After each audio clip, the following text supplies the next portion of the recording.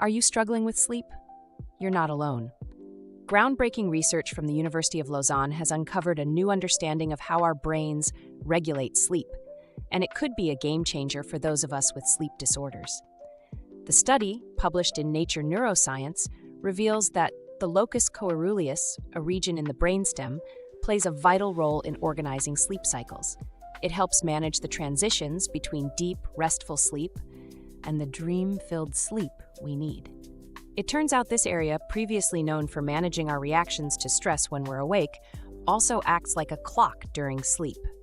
The researchers found that the locus coeruleus fluctuates between activity peaks and troughs about every 50 seconds during sleep. These fluctuations coordinate two key functions: vigilance towards the environment and allowing transitions to REM sleep.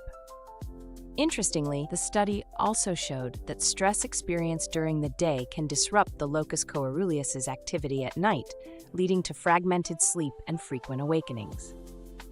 Professor Anita Lthi suggests these findings could lead to better treatments for sleep disorders and mental health conditions linked to sleep disturbances.